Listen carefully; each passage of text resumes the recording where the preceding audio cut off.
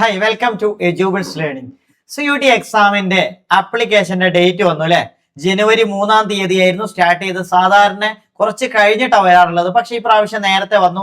നിങ്ങൾക്ക് എന്ത് ചെയ്യാം, നേരത്തെ വന്നതുകൊണ്ട് നിങ്ങൾക്ക് ഇത് കൃത്യമായിട്ട് നോക്കാം.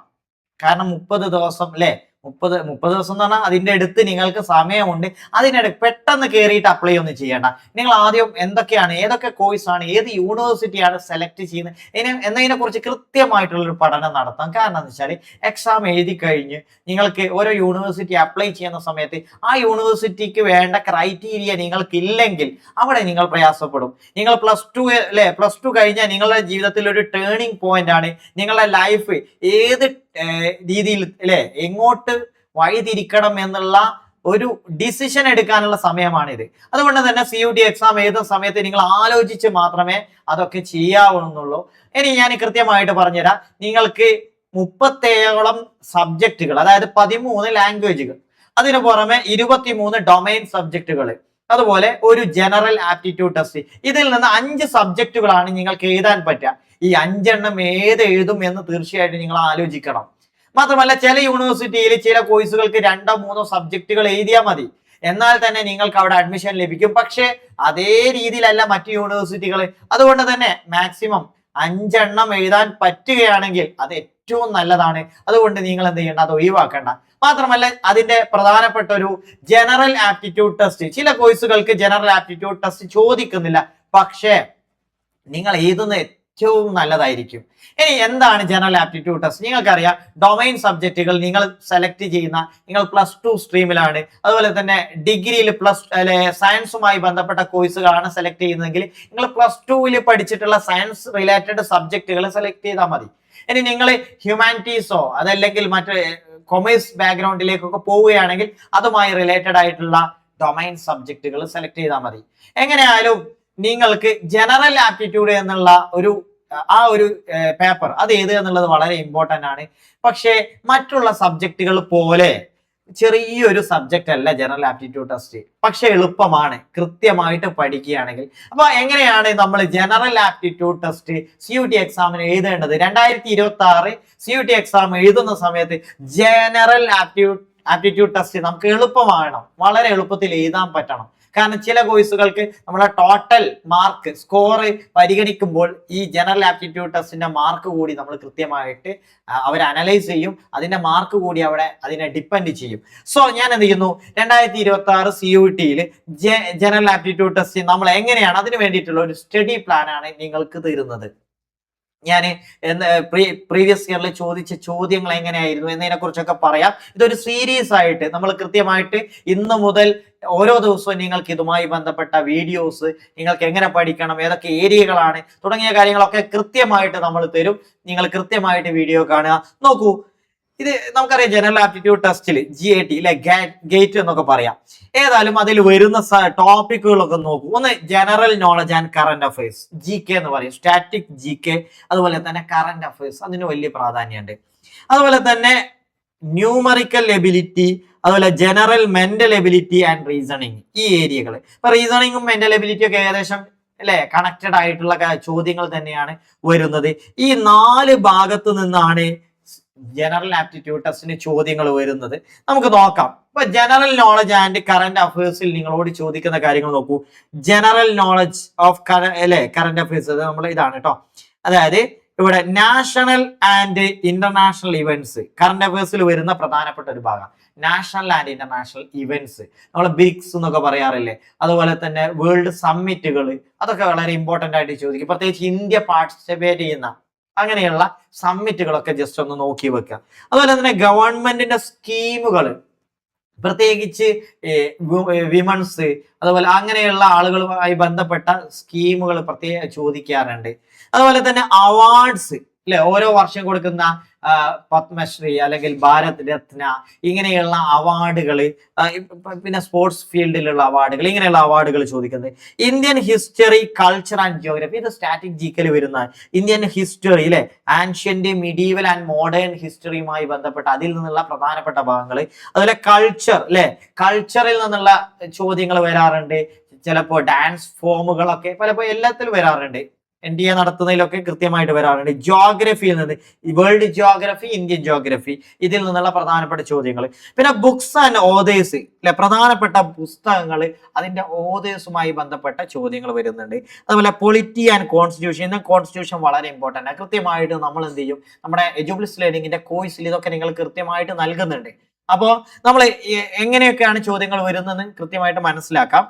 ഇനി ജനറൽ മെന്റൽ എബിലിറ്റിയിൽ വരുന്ന അല്ലെ, നമ്മൾ ഈ ജനറൽ മെന്റൽ എബിലിറ്റിയിൽ വരുന്ന ഭാഗങ്ങൾ എന്ന് പറഞ്ഞാൽ അനലോജീസ്, അതുപോലെ സീരീസ്, കോഡിംഗ് ആൻഡ് ഡികോഡിംഗ്, പസിൽ. ഇത് റീസണിങ്ങുമായിട്ട് കണക്റ്റഡ് ആണ് കേട്ടോ. നമ്മൾ റീസണിങ്ങിൽ ഇപ്പോൾ അല്ലെ ക്വാണ്ടിറ്റേറ്റീവ് അരിത്തമെറ്റിക്, ആൾജിബ്ര അല്ലെ, അതുപോലെ തന്നെ ജോമെട്രി, മെൻസുറേഷൻ, സ്റ്റാറ്റിസ്റ്റിക്സ് ഒക്കെ വരുന്നില്ലേ. ഇതുപോലെ റീസണിങ്ങുമായി കണക്റ്റഡ് ആയിട്ടുള്ള ഒരു ഏരിയ ആണ് ഇതൊക്കെ അല്ലെ. കോഡിംഗ് ആൻഡ് ഡികോഡിങ്, സീരീസ്, പലതരം സീരീസുകൾ വരുന്നില്ലേ, നമ്പർ സീരീസ്, അതുപോലെ ആൽഫബറ്റ് സീരീസ് ഒക്കെ. അതുപോലെ തന്നെ ഇതിൽ നിന്ന് മറ്റൊന്നാണ് ന്യൂമറിക്കൽ എബിലിറ്റി. ഇതിൽ നിന്ന് വരുന്നത് പേഴ്സൻറ്റേജ്. ഇപ്പോ ഇതിൽ ഈ മാത്സിന്റെ ഭാഗത്തു നിന്ന് ഒരുപാട് ചോദ്യങ്ങൾ വരുന്നുണ്ട്. അതിൽ ചില ഭാഗങ്ങൾ എന്ന് പറഞ്ഞാൽ സിമ്പിൾ ആയിട്ടുള്ള കാര്യങ്ങളാണ്. ഇപ്പൊ പേഴ്സൻറ്റേജ് എന്ന് പറഞ്ഞാൽ ഒരു സിമ്പിൾ ആയിട്ട് എളുപ്പത്തിൽ മനസ്സിലാക്കാൻ പറ്റുന്ന ചിലത് എന്താ കുറച്ചും കൂടി അഡ്വാൻസ് ലെവലിൽ വരുന്നുണ്ട്. അപ്പൊ നമ്മൾ ഈ സ്റ്റഡി പ്ലാനിന്റെ ഒരു പ്രത്യേകത എന്ന് വെച്ചാൽ ഈ നമ്മൾ GK തരുന്നതിന്റെ കൂടെ തന്നെ മാത്സ് ഉണ്ടാവും. അപ്പോൾ മാത്സ് അഡ്വാൻസ് ലെവൽ ആകുമ്പോൾ GK അത്ര വലിയ ടഫുള്ള ഭാഗങ്ങളായിരിക്കില്ല. അപ്പൊ ആ രീതിയിലാണ് നമ്മൾ സ്റ്റഡി പ്ലാൻ തയ്യാറാക്കിയിട്ടുള്ളത്. നമ്പർ സിസ്റ്റം, ഇതുമായി ബന്ധപ്പെട്ട number system, ratio and profit and loss അല്ലേ, അതൊക്കെ പഠിക്കാൻ പറ്റുന്ന time and work, mensuration, algebra, geometry, data interpretation, statistics, ഇങ്ങനെയുള്ള ഏരിയകളൊക്കെ ചോദിക്കുന്നുണ്ട്. പിന്നെ നമ്മൾ ഇത് പറഞ്ഞു, ഞാൻ നമ്മുടെ സ്റ്റഡി പ്ലാൻ ഞാനൊന്ന് ഇൻട്രൊഡ്യൂസ് ചെയ്യാം. ഒരു 60 വീക്സ് നമുക്ക് മുമ്പിലുള്ളത് ഒരു 16 വീക്സുകളാണ്. നമ്മൾ ഇത് വീക്സ് ആക്കി തിരിക്കുന്നതിന്റെ പ്രത്യേകത വെച്ചാൽ ഓരോ ഡേ, നിങ്ങളിപ്പോ +2 പഠിക്കുന്നവരല്ലേ, ഓരോ ദിവസവും സ്കൂളിൽ പഠിക്കാനുള്ള ഒരുപാട് കാര്യങ്ങൾ ഉണ്ടാവും. അപ്പൊ ഓരോ ദിവസവും നിങ്ങൾക്ക് ഇന്ന് ഇത് പഠിക്കണം, ഇന്ന് ഇത് പഠിക്കണം എന്ന് പറയുമ്പോൾ അത് നിങ്ങൾക്കൊരു എന്താ പറയാ ഒരു ഭാരമായിട്ട് മാറും. എന്നാൽ ഒരു വീക്കിലേക്ക് തരുന്ന സമയത്ത് വീക്കിൽ നിങ്ങളുടെ സൗകര്യത്തിനനുസരിച്ച് നിങ്ങൾക്ക് അഡ്ജസ്റ്റ് ചെയ്യാം. അതാണ് ഈ വീക്കിൽ എന്തൊക്കെ പഠിക്കണം എന്ന് കൃത്യമായിട്ട് നോക്കുക. അതിൽ 5 ഡേയ്സ് നിങ്ങൾ എന്ത് ചെയ്യണം, ലേണിംഗ് ആണ്. 5 ഡേയ്സ് ലേണിംഗ്. അതുപോലെ തന്നെ 1 ഡേ റിവിഷൻ, 1 ഡേ റിവിഷൻ ആണ് വരുന്നത് കേട്ടോ. 5 ഡേയ്സ് നിങ്ങൾക്ക് ലേണിംഗ് ആണ് വരുന്നത്, ലേണിംഗ്. അപ്പോൾ 5 ദിവസം നിങ്ങൾ പഠിക്കുന്നു, ഒരു ദിവസം നിങ്ങൾ അത് റിവിഷൻ ചെയ്യുന്നു. നിങ്ങൾ ഓർത്ത് വെച്ചു, ഞാൻ പറയുന്നു, നിങ്ങളുടെ പഠന സ്ട്രാറ്റജി ഇങ്ങനെ കൊണ്ടുപോയിട്ടില്ലെങ്കിൽ എക്സാമിന്റെ സമയത്ത് നിങ്ങൾക്ക് ആകെ ഒരു ഹറിബറി ആയിരിക്കും. അതില്ലാതിരിക്കാനാണ് നിങ്ങൾ 5 ദിവസം പഠിക്കുന്നു, അത് ഒരു ദിവസം റിവിഷൻ ചെയ്യുന്നു. ഒരിക്കലും റിവിഷൻ ഒഴിവാക്കരുത് കുട്ടികളെ. കാരണം റിവിഷൻ ഇല്ലാതെ നിങ്ങൾക്ക് ഇത് ഒരു കണ്ടിന്യൂസ് ആയിട്ട് ഒരു കൃത്യമായിട്ട് അല്ലെ ഓരോന്ന് പഠിച്ച് അതിങ്ങനെ അവസാനത്തേക്ക് എത്തുമ്പോൾ ആ പഠിച്ചതൊക്കെ നിങ്ങളെ മനസ്സിലുണ്ടാവണം. അങ്ങനെയുള്ള ഒരു സ്ട്രാറ്റജിയിൽ പോകണമെങ്കിൽ 5 ഡേയ്സ് നിങ്ങൾ ലേൺ ചെയ്യുന്നു, ഒരു ദിവസം റിവിഷൻ ചെയ്യുന്നു, 1 ഡേ നിങ്ങൾ റെസ്റ്റ് എടുക്കുന്നു. അതുപോലെ തന്നെ നിങ്ങൾക്ക് അന്ന് മോക്ക് ടെസ്റ്റ് ചെയ്യാം. മോക്ക് ടെസ്റ്റ് എഡ്യൂബിൾസ് ലേണിംഗിന്റെ ആപ്ലിക്കേഷൻ നിങ്ങൾ ഡൗൺലോഡ് ചെയ്താൽ നിങ്ങൾക്ക് മോക്ക് ടെസ്റ്റ് ചെയ്യാനുള്ള ഓപ്ഷൻസ് ഉണ്ട്. അപ്പോൾ നമുക്ക് നമ്മൾ അതിന്റെ ഒരു പ്രത്യേകതയാണ്, ഓരോ ടോപ്പിക്കുകൾ മോക്ക് ടെസ്റ്റ് ചെയ്യാനുള്ള ഓപ്ഷൻസുകൾ ഉണ്ട്. പ്രീവിയസ് ഇയർ ക്വസ്റ്റ്യൻസ് ചെയ്യാനുള്ള ഒരുപാട് 10,000-ലധികം ചോദ്യങ്ങൾ നമ്മുടെ ആപ്ലിക്കേഷനിലൂടെ നിങ്ങൾക്ക് ലഭ്യമാകും. അപ്പൊ ഇതാണ് നമ്മുടെ മെയിൻ ആയിട്ട് ഈ ഒരു സ്റ്റഡി പ്ലാനിന്റെ ഒരു ബേസ് എന്ന് പറഞ്ഞാൽ. പിന്നെ ഇതിൽ നമ്മൾ വീക്ക്ലി റൂട്ടീൻസ്, ഓരോ വീക്കിലും എന്തൊക്കെ ഉണ്ടാവും. ഡെയിലി സ്റ്റാപ്പിൾസ് എന്ന് പറയുമ്പോൾ 15 മിനിറ്റ് കറന്റ് അഫയേഴ്സ് നിങ്ങൾ നോക്കണം. നമ്മുടെ എഡ്യൂബിൾസ് ലേണിംഗിന്റെ ഫ്രീ CUET-യുടെ ഗ്രൂപ്പ് ഉണ്ട്. വാട്സ്ആപ്പ് ഗ്രൂപ്പിലൂടെ ഓരോ ദിവസവും നമ്മൾ കറന്റ് അഫയേഴ്സ് അപ്ഡേറ്റ് ചെയ്യുന്നുണ്ട്. അതുപോലെ തന്നെ പ്രധാനമായിട്ട് ഒരു 3-4 കൺസെപ്റ്റ് വീഡിയോസ് ഓരോ വീക്കിലും നിങ്ങൾ കാണണം. ക്ലിയർ അല്ലേ? നമ്മുടെ കൺസെപ്റ്റ് വീഡിയോസ് ഒരു 3-4 കാണുന്നത് മിനിമം കേട്ടോ. നിങ്ങൾ കൂടുതൽ കണ്ടാൽ പ്രശ്നമൊന്നുമില്ല, മിനിമം കാണുക. പിന്നെ പ്രാക്ടീസ്, അതായത് നമ്മുടെ ആപ്ലിക്കേഷനിലൂടെ ക്വിസസ് ചെയ്യാനുള്ള ഓപ്ഷൻ പറഞ്ഞല്ലോ. നിങ്ങൾ എന്ത് ചെയ്യണം, ഓരോ വീഡിയോസ് കഴിഞ്ഞാൽ അതിന്റെ ക്വിസസ് ചെയ്യണം. ഓരോ ദിവസവും ആ ക്വിസസ് ചെയ്യാം.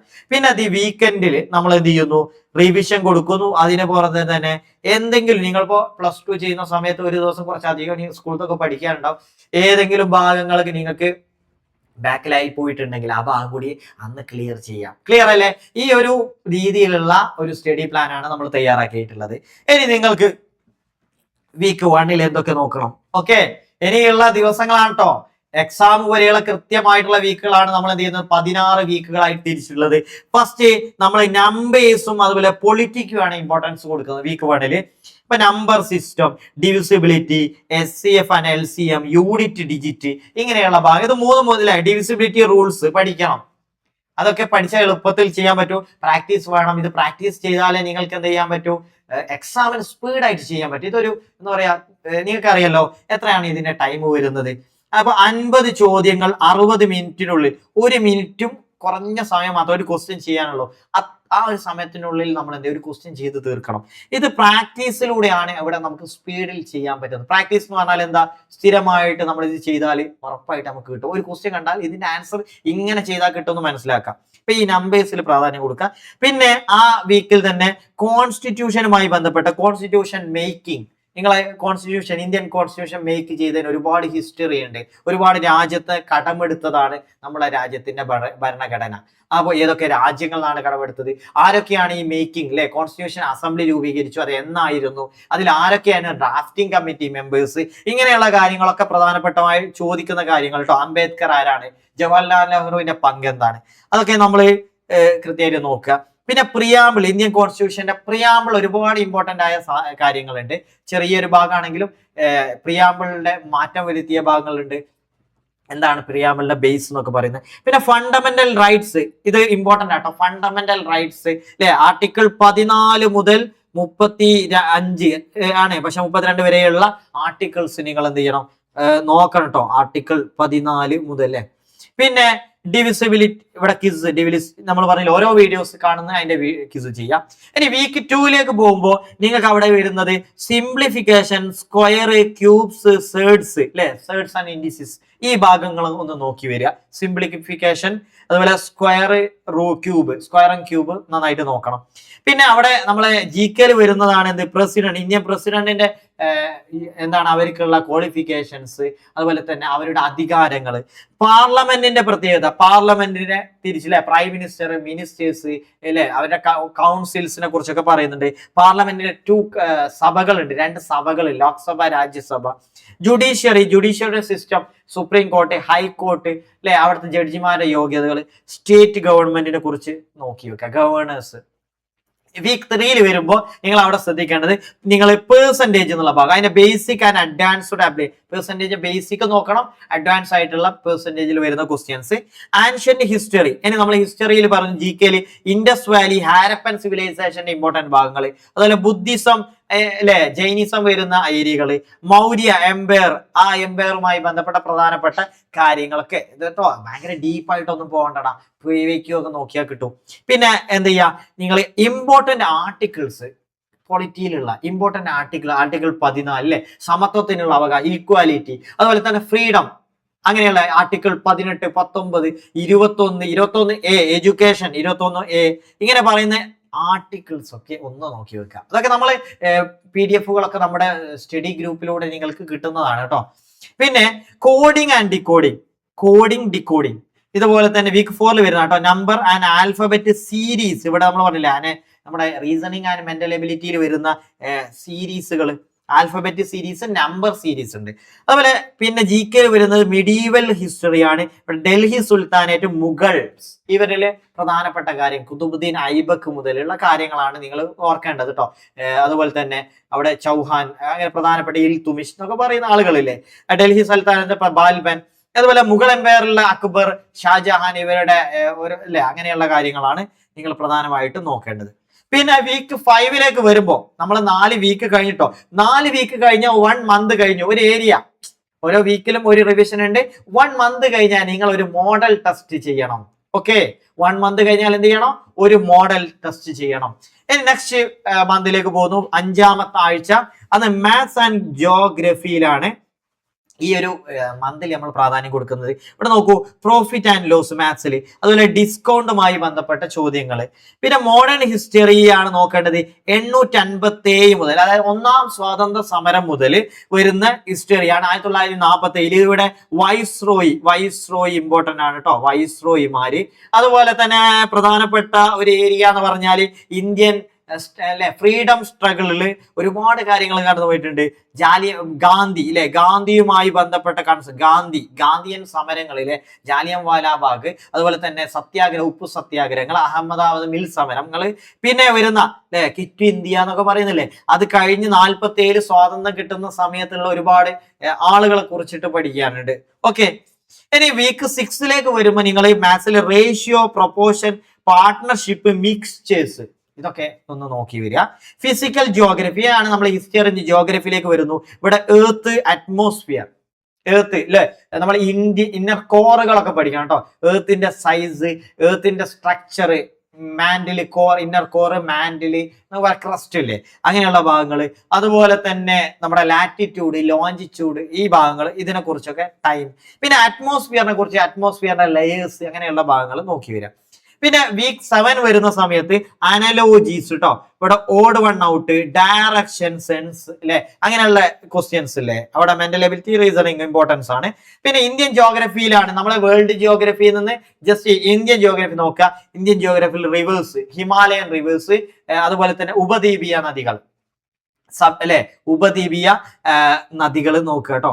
അതുപോലെ തന്നെ ഇവിടെ റിവേഴ്സ് പറയുന്നു, ക്ലൈമറ്റ് പറയുന്നു, നമ്മുടെ കാലാവസ്ഥ, മൺസൂൺ, സീസൺ, അങ്ങനെയുള്ള കാര്യങ്ങൾ. സോയിൽ, മണ്ണുകളെ കുറിച്ച്, ഇന്ത്യയിലെ കൃഷിയുമായി ബന്ധപ്പെട്ട്, അതുപോലെ നമ്മളുണ്ടല്ലോ ഓരോ സോയിലുകൾ പഠിച്ചിട്ടുണ്ട്. അപ്പോൾ ആ സോയിലുകൾ കൃഷിയുമായി, നെല്ല്, ഗോതമ്പുമായി അതുമായി ബന്ധപ്പെട്ട സോയിലുകൾ ഉണ്ട്. അതുപോലെ തന്നെ കറുത്ത മണ്ണ്, ബ്ലാക്ക് സോയിൽ, പീറ്റ് സോയിൽ എന്നൊക്കെ പറയുന്നുണ്ട്. നമ്മൾ ഡക്കാൻ പ്ലാറ്റ്യൂസ് ആ ഏരിയയിൽ വരുന്ന സോയിലുകൾക്ക് അതിനൊക്കെ ഒന്ന് പ്രാധാന്യം കൊടുക്കുക. പിന്നെ ഓക്കെ, ഇത് മതി. നെക്സ്റ്റ് വീക്ക് 8 വരും, അതായത് 2ാമത്തെ മാസം കഴിയാനാവുന്നു കേട്ടോ, ലാസ്റ്റ്. അതിൽ 8ാമത്തെ വീക്കിൽ time and work, pipes and cistern. ഇത് കുറച്ചുകൂടി അഡ്വാൻസ് ലെവലിൽ ഇങ്ങനെ പോയി വരികയാണ് നമ്മളെ മാത്സ്. ഇതിൽ മാത്രമല്ല സ്റ്റാറ്റിക് ജികെയിൽ ഇതാ കണ്ടോ, സിമ്പിൾ ആയ കാര്യങ്ങളാണ് ഇത്. നിങ്ങൾ അവാർഡ്സുകൾ അതൊക്കെ കാണാതെ മനസ്സിലാക്കാന്നുള്ളൂ. ബുക്സുകൾ, ഓതേഴ്സ്, പ്രസിദ്ധരായ, അതുപോലെ സയന്റിഫിക്കലി ഇമ്പോർട്ടന്റ് ആയിട്ടുള്ള നോബൽ പ്രൈസുകൾ, ബുക്കർ പ്രൈസുകളായിട്ട് ബന്ധപ്പെട്ട ഇങ്ങനെയുള്ള പ്രൈസുകളൊക്കെ വളരെ ഇമ്പോർട്ടന്റ് ആട്ടോ. ഇന്ത്യയിലെ ടോപ്പ് പരമോന്നതമായിട്ടുള്ള സാഹിത്യ മേഖലയിൽ കൊടുക്കുന്ന പ്രൈസുകൾ നോക്കണം. പിന്നെ പ്രസിദ്ധമായ കറന്റ് അഫയേഴ്സിൽ പ്രാധാന്യമുള്ള പുസ്തകങ്ങൾ നോക്കുക. ഓക്കെ, അത് ഇമ്പോർട്ടന്റ് ആണ്. പിന്നെ 2 മാസം കഴിഞ്ഞ് 3ാമത്തെ മാസത്തിലേക്ക് കടക്കുന്നു. ഇവിടെ വീക്ക് 9 വരുന്നത് മാത്സ് ആൻഡ് ജിയോഗ്രഫിക്കാണ്. ഒന്ന് സ്പീഡ് ആൻഡ് ഡിസ്റ്റൻസ്, ഇമ്പോർട്ടന്റ് ആണ്. പിന്നെ ഇന്ത്യൻ ഇക്കോണമിയുമായി ബന്ധപ്പെട്ട് ഇവിടെ നമ്മൾ എക്കണോമിക്സിലേക്ക് വരുന്നു. ബാങ്കിങ്, നിങ്ങൾ 10ാം ക്ലാസ് മുതൽ തന്നെ ഇതൊക്കെ പഠിക്കുന്നതായിരിക്കും. ബാങ്കിങ് 10ാം ക്ലാസ്സിലെ ടെസ്റ്റ് നോക്കിയാൽ മതി കേട്ടോ. അതുപോലെ തന്നെ ബഡ്ജറ്റ്, ഇന്ത്യൻ ബഡ്ജറ്റുമായി ബന്ധപ്പെട്ട് റിസർവ് ബാങ്ക്, കൊമേഴ്ഷ്യൽ ബാങ്കുകളുണ്ട്, ബാങ്കുകളുടെ ധർമ്മങ്ങളുണ്ട്, റിസർവ് ബാങ്കിനെ കുറിച്ച് പഠിക്കാനുണ്ട്. പിന്നെ ബഡ്ജറ്റ്, ഇന്ത്യൻ ബഡ്ജറ്റിന്റെ പ്രത്യേകത, എപ്പോഴാണ് വർഷത്തിൽ എപ്പോഴാണ് ബഡ്ജറ്റ് അവതരിപ്പിക്കുന്നത്, ബഡ്ജറ്റിലുള്ള ഓരോ ഡെഫിസിറ്റ്, അങ്ങനെയുള്ള കുറെ പ്രധാനപ്പെട്ട കാര്യങ്ങളൊക്കെ അല്ലേ. പിന്നെ നമ്മുടെ ധനകാര്യ മന്ത്രിമാരെ കുറിച്ചിട്ടൊക്കെ നോക്കി വരിക. പിന്നെ ജോമെട്രി തിയറികൾ ഈ വീക്കിലാണ് നിങ്ങൾ നോക്കേണ്ടത്. പിന്നെ വീക്ക് 10ലേക്ക് വരുമ്പോൾ ആൾജിബ്ര കണ്ട, കുറച്ചും കൂടി ആൾജിബ്രയിൽ ഐഡന്റിറ്റി, ലീനിയർ ഇക്വേഷൻസ്, പിന്നെ ജനറൽ സയൻസ്, ഡെയിലി ലൈഫ് കൺസെപ്റ്റുകൾ. ജസ്റ്റ് ഒന്ന് ജനറൽ സയൻസുകൾ നോക്കണം കേട്ടോ. ഇതുമായി ബന്ധപ്പെട്ട ഇപ്പോൾ ആസിഡ് എന്നൊക്കെ പറയുന്ന ഭാഗങ്ങളില്ല, വിറ്റാമിൻസ് അങ്ങനെ പറയുന്ന ജനറൽ സയൻസുമായി ബന്ധപ്പെട്ടുള്ള കുറച്ച് കാര്യങ്ങൾ നിങ്ങൾ നോക്കുക. പിന്നെ സയൻസ് ക്വിസ് അത് അവിടെ ചെയ്യുന്നത്. പിന്നെ വീക്ക് 11 വരുന്നു. വീക്ക് 11 വരുമ്പോൾ ജോമെട്രി, ലൈൻസ്, ആംഗിൾസ്, ട്രയാംഗിൾസ്, ഈ ഭാഗങ്ങളിലേക്ക് പോവാം. അതുപോലെ തന്നെ നമ്മൾ GK വരുമ്പോൾ ആർട്സ്, ഡാൻസ്, യുനെസ്കോ സൈറ്റ്സുകൾ, ഇത് വളരെ ഇമ്പോർട്ടന്റ്. യുനെസ്കോ സൈറ്റുകളൊക്കെ ഇന്ത്യയിൽ നിന്ന് ഏതൊക്കെ സൈറ്റുകളാണ് പൈതൃക പദവി ലഭിച്ചിട്ടുള്ളത് അതൊക്കെ നോക്കുക. ജോമെട്രിയിലേക്ക് വരുമ്പോൾ ജോമെട്രി തിയറി ഈ വീക്കിലും കൃത്യമായിട്ട് നിങ്ങൾ നോക്കണം കേട്ടോ, ജോമെട്രി തിയറികൾ. പിന്നെ നെക്സ്റ്റ് വരുന്ന വീക്ക് 12 ആകുമ്പോൾ സമയത്ത് അവിടെ seating arrangement, mental ability and റീസണിംഗിൽ വരുന്നതാണ്. ബ്ലഡ് റിലേഷൻസ്, അതുപോലെ ഈ വീക്കിലാണ് നിങ്ങൾ കറന്റ് അഫയേഴ്സ് നോക്കേണ്ടത്. കറന്റ് അഫയേഴ്സ് എന്ന് പറഞ്ഞാൽ എക്സാം ലാസ്റ്റ് 3 months നിങ്ങൾ ഇപ്പൊ നോക്കൂ. നമ്മുടെ ഇന്ന് മുതൽ, ഇന്നല്ല, ഓരോ ദിവസവും നമ്മളുടെ ഫ്രീ ഗ്രൂപ്പിലൂടെ, നിങ്ങൾ വാട്സപ്പ് ഗ്രൂപ്പിലൂടെ നിങ്ങൾക്ക് കറന്റ് അഫയേഴ്സ് ലഭ്യമാണ്. നമ്മൾ കൃത്യമായിട്ട് ഇന്ത്യന്റെ പ്രധാനപ്പെട്ട പത്രങ്ങളിൽ വരുന്ന വാല്യൂസ് ഉള്ള ന്യൂസുകൾ നിങ്ങൾക്ക് പ്രൊവൈഡ് ചെയ്യുന്നത് കൃത്യമായിട്ട് വായിച്ചു നോക്കിയാൽ നിങ്ങൾക്ക് ഉപകാരപ്പെടും കേട്ടോ. പിന്നെ മോക്ക് ടെസ്റ്റ് 12, ഞാൻ പറഞ്ഞില്ലേ ഓരോ മന്തിലും മോക്ക് ടെസ്റ്റ് ചെയ്യണം. 12ാമത്തെ എന്ന് പറയുമ്പോൾ 3ാമത്തെ പ്രധാനപ്പെട്ട മോക്ക് ടെസ്റ്റ് ചെയ്യാനുള്ള. അപ്പൊ നിങ്ങൾ ഫസ്റ്റ് മന്തിൽ ചെയ്ത മോക്ക് ടെസ്റ്റ്, സെക്കൻഡ് മന്തിൽ ചെയ്ത മോക്ക് ടെസ്റ്റ്, തേർഡ് മന്തിൽ ചെയ്യുന്ന മോക്ക് ടെസ്റ്റ്, ഇതിന്റെ മാർക്ക് നിങ്ങൾ കൃത്യമായിട്ട് നോട്ട് ചെയ്യണം കേട്ടോ. ഇനി അവസാനത്തെ ഒരു മന്താണ്, ഇത് കുറച്ചുകൂടി തീവ്രമായിട്ട് നിങ്ങൾ സ്ട്രാറ്റജിക്കലി പ്ലാൻ ചെയ്യാനുള്ള ഒരു മാസം. നമ്മൾ പഠനം ഒരുപാട് സമയം പഠിക്കുന്നവർ നമ്മുടെ സ്ട്രാറ്റജി ബിൽഡ് ചെയ്യുക. 3 മാസത്തെ കോൺഫിഡൻസിലൂടെയാണ് നിങ്ങൾ ഇനി പഠിക്കേണ്ടത്. First mensuration 2D and 3D, നോക്കേണ്ടതാണ് കേട്ടോ. പിന്നെ ഇന്റർനാഷണൽ ഓർഗനൈസേഷൻ ആൻഡ് ക്യാപിറ്റൽസ്, ഇത് GK വരുന്നതാണ്. ഓർഗനൈസേഷൻസിൽ UN മുതൽ പിന്നെ ഇന്ത്യ പാർട്ടിസിപ്പേറ്റ് ചെയ്യുന്ന പ്രധാനപ്പെട്ട അല്ലെ നമ്മൾ നാറ്റോ എന്നൊക്കെ പറയില്ല, അതൊക്കെ കറന്റ് അഫയേഴ്സുമായി ബന്ധപ്പെട്ട നാറ്റോയിൽ ആളുകൾ വരുന്നത് പോകുന്നത്, ഇതൊക്കെ രാജ്യങ്ങൾ പുതുതായി ആഡ് ചെയ്യുന്നത് ഒക്കെ ഒന്ന് പഠിക്കുക. ഇന്ത്യ അല്ലെ പാർട്ടിസിപ്പേറ്റ് ചെയ്യുന്നത് ഒക്കെ ഒന്ന് നോക്കുക. ഇതുപോലെ തന്നെ കറന്റ് അഫയേഴ്സിൽ ഒരു പ്രധാനപ്പെട്ട ഭാഗം തന്നെയാണ് നമ്മുടെ ആർമി. അവരുമായി പല രാജ്യങ്ങളുമായിട്ട് സൈനിക അഭ്യാസം, മിലിറ്ററി എക്സസൈസ് നടത്താറുണ്ട്. അതിനെക്കുറിച്ച് കൃത്യമായിട്ട് നോക്കണം കേട്ടോ. പിന്നെ വീക്ക് 14 14ാമത്തെ വീക്കിലെത്തുമ്പോൾ സ്റ്റാറ്റിസ്റ്റിക്സ് ആൻഡ് ഡാറ്റ ഇന്റർപ്രിറ്റേഷൻ. കണ്ടോ, നമ്മുടെ ഡാറ്റ ഇന്റർപ്രിറ്റേഷനെ കുറച്ച് അവസാനത്തേക്കാണ് നിങ്ങൾക്ക് തരുന്നത്. അപ്പോഴേക്കും നിങ്ങളത് ബിൽഡ് ചെയ്യണം, നിങ്ങളൊരു ബേസ് ബിൽഡ് ചെയ്ത് പോകണം. പിന്നെ ഗവൺമെന്റ് സ്കീംസ് അപ്പോയിന്റ്സ്, ഈ സ്കീമുകൾ ഒന്ന് നമ്മൾ എന്ത് ചെയ്യുക, നിങ്ങൾക്ക് പ്രൊവൈഡ് ചെയ്യും, കൃത്യമായിട്ടൊന്ന് ഫോളോ ചെയ്താൽ മതി. അതുപോലെ അപ്പോയിന്റ്മെന്റ്സ്, ഇന്ത്യയുടെ പ്രധാനപ്പെട്ട പോസ്റ്റുകളിലേക്കൊക്കെ അപ്പോയിന്റ്മെന്റ്സ് നോക്കുക. ഓരോ ചെയർമാനും ചില പ്രധാനപ്പെട്ട പദവികൾ ഉണ്ടല്ലോ, അതിന്റെ ചെയർമാൻമാരൊക്കെ ഒന്ന് പഠിച്ചു വെക്കുക. ഫിനാൻസ് കമ്മീഷൻ, ഇന്ത്യയിലെ പ്രധാനപ്പെട്ട കുറെ കമ്മീഷൻസ് ഉണ്ട്. മനുഷ്യാവകാശ കമ്മീഷൻ അല്ലെ, ഹ്യൂമൻ റൈറ്റ്സ് കമ്മീഷൻ, ഇങ്ങനെയുള്ള. അതുപോലെ തന്നെ നീതി ആയോഗ്, പുതുതായിട്ട് മോദി ഗവൺമെന്റിന്റെ കാലത്ത് വന്നിട്ടുള്ള ഒരുപാട് പുതിയ ഇൻസ്റ്റിറ്റ്യൂഷൻസ് ഉണ്ട്, നീതി ആയോഗ് പോലെയുള്ള, അതൊക്കെ കൃത്യമായിട്ട് നോക്കാം. പിന്നെ വീക്ക് 50 വരുമ്പോൾ ഫുൾ റിവിഷൻ ആട്ടോ. മാത്സും അതുപോലെ തന്നെ പ്രധാനപ്പെട്ട 100 ടോപ്പിക് GK എന്ന് പറയുമ്പോൾ പ്രധാനപ്പെട്ട റീസെന്റ് GKകളൊക്കെ ഒന്ന് നോക്കി വരിക. അതുപോലെ ഏർലി കറന്റ് അഫയേഴ്സിൽ ഒരു വർഷത്തെ കറന്റ് അഫയേഴ്സ് പ്രധാനപ്പെട്ട ഏരിയകൾ നോക്കണം. പിന്നെ ആദ്യത്തെ മോക്ക് ടെസ്റ്റുകൾ എന്ത് ചെയ്യുക, ഒന്ന് പൂർണ്ണമായിട്ട് നോക്കുക. ഫസ്റ്റും സെക്കൻഡും മോക്ക് ടെസ്റ്റുകൾ ഒന്ന് പൂർണ്ണമായിട്ട് ചെയ്തു നോക്കുക. പിന്നെ നെക്സ്റ്റ് അവസാനത്തെ വീക്കിലേക്ക് വരുമ്പോൾ ഇവിടെയാണ് നമ്മൾ ആ വീക്കിൽ PYQ അനാലിസിസ്. നിങ്ങൾക്ക് ഞാൻ ഇപ്പം തന്നെ ഒരു PYQs കാണിച്ചു തരാം.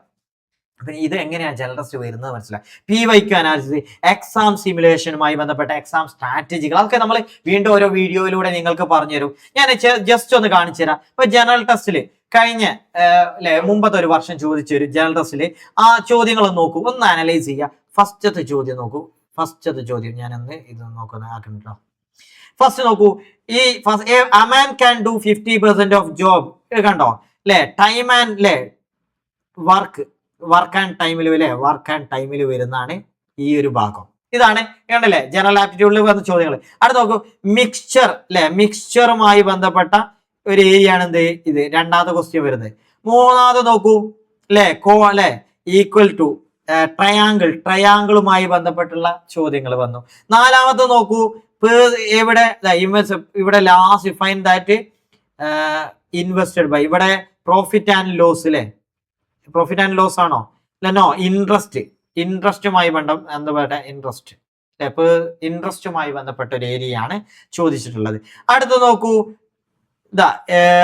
ഇവിടെ next Delhi zoo there are some ducks and rabbits അല്ലെ. ഇവിടെ ചോദ്യം നോക്കൂ, number of ducks in zoo എന്ന് പറഞ്ഞിട്ട് കണ്ടോ, ഇത് റീസണിങ്ങുമായി ബന്ധപ്പെട്ട ക്വസ്റ്റ്യൻ ആണ്. നെക്സ്റ്റ് നോക്കൂ, Ankita and Raju desire to start business. അവസാനം ഇതെന്താണ് കാണേണ്ടത്, പ്രോഫിറ്റ് ആൻഡ് ലോസുമായി ബന്ധപ്പെട്ട ഓരോ ക്വസ്റ്റ്യൻസും ഓരോ ടോപ്പിക്കുമായി ബന്ധപ്പെട്ടതല്ലേ. നോക്കൂ, നെക്സ്റ്റ് നോക്കൂ, ട്രയാങ്കിളുമായി ബന്ധപ്പെട്ട ചോദ്യം ഡിഗ്രി ചോദിക്കുന്നത്. പിന്നെ നെക്സ്റ്റ് ഇതൊരു ജനറൽ സയൻസ് ആണ്, ജനറൽ സയൻസ് കേട്ടോ. ഇങ്ങനെയാണ് ക്വസ്റ്റ്യൻ വരുന്നത്. ഞാൻ നോക്കൂ, നെയിം ഓഫ് ദ അലൈ which is obtained after mixing mercury and another metal. അപ്പൊ മെർക്കുറിയുമായിട്ട് അല്ലെ, ഇത് ജനറൽ സയൻസ് എന്ന് ചോദിച്ചിട്ടുള്ള ഒരു ചോദ്യമാണ്. ലോഹങ്ങളും അലോഹങ്ങളുമായി ആ എലമെന്റ്സുകൾ ഒന്ന് പഠിച്ചു വരും കേട്ടോ. പിന്നെ what is the name of the scheme. കേട്ടോ, സ്കീം ചോദിച്ചാണ് defence minister def connect to the, ഇവിടെ ഒരു സ്കീം. അപ്പൊ ഞാൻ പറഞ്ഞില്ലേ, ഇന്ത്യൻ മിലിറ്ററിയുമായി ബന്ധപ്പെട്ട ചോദ്യങ്ങൾ എല്ലാ വർഷവും ചോദിക്കാറുണ്ട്. പിന്നെ നെക്സ്റ്റ് നോക്കൂ, Kashmir travelling paradise on earth. ഇവിടെ ഈ എഴുത്തുകാരൊക്കെ ഒന്ന് വിക്രം സേത്ത്, ഷമാസ് ഫക്കീർ, രമേശ് ഭട്ടാചാർജി, അതുപോലെ ചുംബ ലാഹിരി, പഴയതും പുതിയതുമായ എഴുത്തുകാരൊക്കെ ഓപ്ഷനിൽ വന്നിട്ടുണ്ട്. പിന്നെ 25th സ്റ്റേറ്റ് ഓഫ് ഇന്ത്യ, ഇതൊരു സ്റ്റാറ്റിക് GK ആണ് കേട്ടോ. സ്റ്റാറ്റിക് GK ഇന്ത്യയുടെ ഫോർമേഷൻ നമ്മൾ പറയാ, ഇന്ത്യ ആഫ്റ്റർ ഇൻഡിപെൻഡൻസ് ശേഷം ഇന്ത്യൻ ഫോർമേഷൻ പൊളിറ്റിയുമായി കണക്റ്റഡ് ആയിട്ടുള്ള ഒരു ഭാഗമാണ്. പിന്നെ temples not located in Uttarakhand. Temple നമ്മുടെ കൾച്ചറുമായി ബന്ധപ്പെട്ട ചോദ്യമാണ്. Which of the state do not share border with അത് സ്റ്റാറ്റിക് GKയിൽ വന്നിട്ടുള്ള ഛത്തീസ്ഗഡിലെ ഇന്ത്യൻ സ്റ്റേറ്റുകളെ കുറിച്ച് പഠിക്കാൻ പറഞ്ഞില്ലായിരുന്നു. Capitals, state, Indian borders, size, ഇന്ത്യയുമായി ബന്ധപ്പെട്ട പ്രധാനപ്പെട്ട ഹിമാലയാസ്, റിവേഴ്സിനെ കുറിച്ചൊക്കെ നിങ്ങളൊന്ന് നോക്കി വെക്കുക. ഇങ്ങനെ ഞാൻ ഒരു കുറച്ച് ക്വസ്റ്റ്യൻസ് നെക്സ്റ്റ് വീഡിയോസിലൊക്കെ ഇത് ഓരോ ദിവസവും എന്ത് ചെയ്യാം നിങ്ങൾക്ക് ഡിസ്കസ് ചെയ്തിട്ട് നമ്മൾ എന്ത് ചെയ്യുന്നു, ഇതിന്റെ റിലേറ്റഡ് ടോപ്പിക്കുകളൊക്കെ നമ്മൾ പറഞ്ഞു തരുന്നു. സോ ഇന്ന് നമ്മൾ വൈൻഡ് അപ്പ് ചെയ്യുന്നു. നിങ്ങൾക്ക് ഉപകാരപ്പെട്ടു എന്ന് വിചാരിക്കുന്നു. തീർച്ചയായും നിങ്ങൾ ഒരു കൃത്യമായിട്ട് ഒരു ഫോളോ അപ്പ് ആഗ്രഹിക്കുന്നുണ്ടെങ്കിൽ ഉടനെ തന്നെ എഡ്യൂബിസ് ലേണിംഗിന്റെ ക്രാഷ് കോഴ്സ് ജോയിൻ ചെയ്യുക. തീർച്ചയായും നിങ്ങളുടെ ഡൊമൈൻ സബ്ജക്റ്റുകൾ, ജനറൽ ആപ്റ്റിറ്റ്യൂഡ് ടെസ്റ്റ്, ലാംഗ്വേജ് ഇവയൊക്കെ നിങ്ങൾക്ക് നമ്മുടെ പാക്കേജിലൂടെ ലഭ്യമാകും. നിങ്ങൾ കൃത്യമായിട്ടുള്ള മെന്റർഷിപ്പ് ഉണ്ടാവും. നിങ്ങൾ ഇൻഡിവിജ്വൽ മെന്റേഴ്സ് നിങ്ങൾക്ക് കാര്യങ്ങളൊക്കെ പറഞ്ഞുതരും. എക്സാം എഴുതി കഴിഞ്ഞാൽ നിങ്ങൾ യൂണിവേഴ്സിറ്റി അപ്ലൈ ചെയ്യുന്നതിനെ കുറിച്ച് എല്ലാ കൃത്യമായിട്ടുള്ള കാര്യങ്ങൾ ചോദിക്കാം. ഈവൻ ഒരു അഡ്മിഷൻ എടുക്കാൻ ഏതൊക്കെ യൂണിവേഴ്സിറ്റിയിൽ അപ്ലൈ ചെയ്യാം, അതുപോലെ നിങ്ങൾ ഒരു യൂണിവേഴ്സിറ്റി അഡ്മിഷൻ എടുക്കുന്നവരെയുള്ള കാര്യങ്ങൾ നമ്മൾ നിങ്ങൾക്ക് തരും. സോ നമുക്ക് ഇവിടെ വൈൻഡ് അപ്പ് ചെയ്യാം. Thank you. വീണ്ടും കാണാം.